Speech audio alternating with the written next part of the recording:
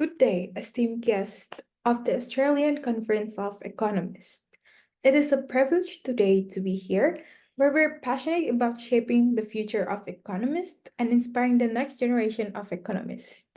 My name is Clarissa, and today we'll delve into a topic that is not only fascinating but also pivotal for those who's considering economists as a career path in their future life. The presentation today is about economic dynamics, exploring taxes and health policies. So, during our time together, we'll explore the impact of consumption taxes on welfare, the effect of tax on imports, consumption taxes and macroeconomy, health policies and long-term economic benefits, and lastly, assessing the impact of a fat tax.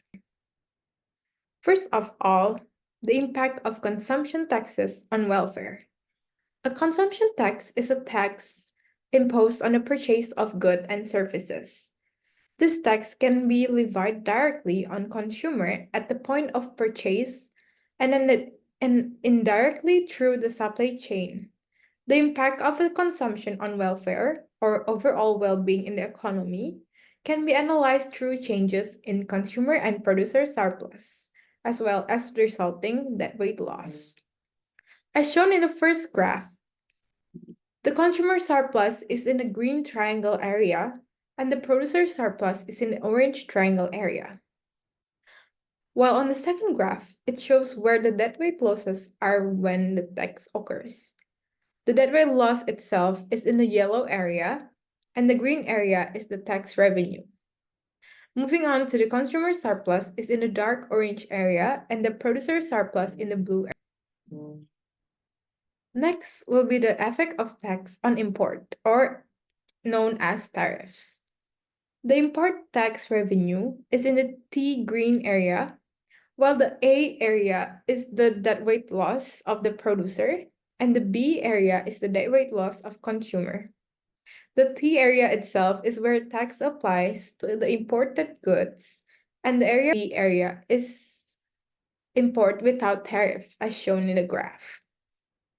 The producer surplus here is also highlighted on the blue dashed area on the left. So, what are the effects of tariffs?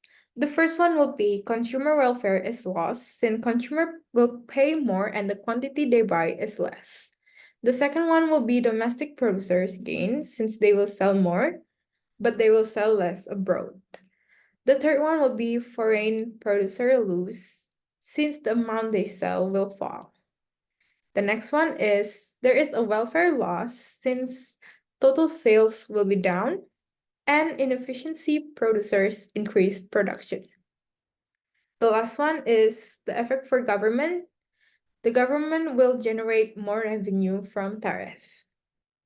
So what are the differences on deadweight loss on consumption and deadweight loss on import?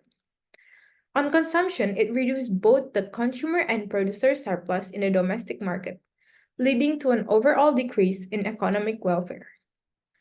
On the deadweight loss on import, it primarily reduces consumer surplus for those who would have otherwise purchased the imported goods at a lower price. However, it may also affect domestic producers, depending on the level of protection provided by the import barrier. Moving on, we have consumption taxes and macroeconomy. This is more about the aggregate demand and supply. For the aggregate demand itself, consumption taxes make tax items more expensive, leading consumers to spend less on them. This shift decreases aggregate demand, moving along the AD curve to the left from A to B, resulting in lower GDP. For the supply, consumption taxes will raise the production costs for businesses, reducing their incentive to produce.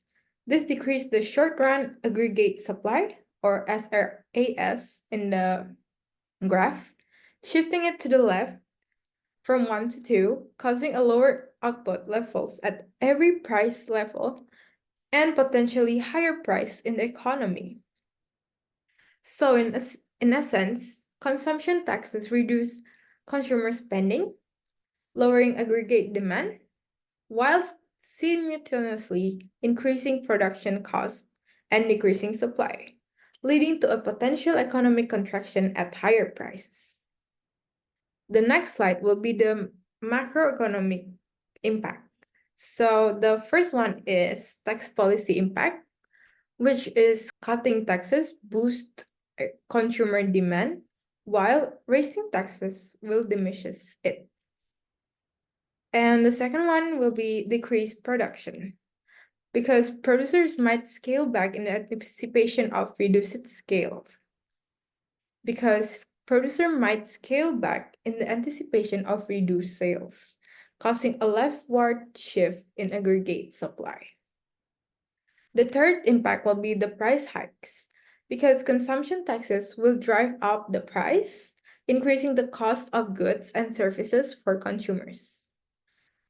So the overall impact will be aggregate demand decrease, potentially leading to a reduced production and employment as workers seek higher wages to offset the burden of consumption taxes. Okay, moving on to the next slide will be the health policies and long-term economic benefits. The aggregate demand effect on this will be first, increased productivity. Healthier individuals are likely to be more productive in the workforce, leading to higher incomes and increased consumer spending. The second one will be a lower healthcare costs, because improved health may lead to lower healthcare expenditures, freeing up resources for other forms of consumption and investment. And lastly, longevity longevity and consumption. If the tax result in better health outcomes and increased life expectancy, individuals may save less for healthcare expenses in old age, potentially increasing consumption in the long term. Next will be the effect on aggregate supply. The first one will be a healthier individuals, because they will likely to have higher labor productivity, leading to an increase in potential output and a rightward shift in the ASA and the rightward shift in the AS curve. The next one will be innovation and investment.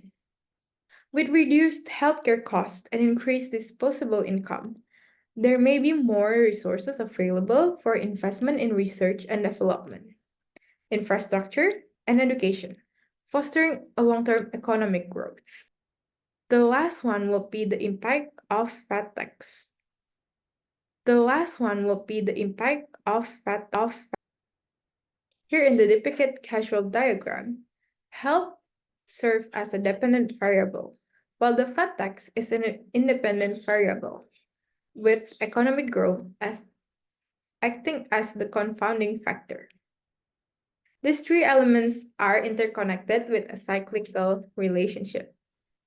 The fat tax affects health, which in turn influences economic growth, and economic growth, in its turn, affects the implementation of the fat tax. So, in conclusion, the intersections of consumption taxes, imports, macroeconomics, health policies, and the assessment of the specific policies like fat tax underscores the complex interplay between economic variables and public health objectives. Thank you for listening to my presentation. I hope this will give you new information and insights for your future career.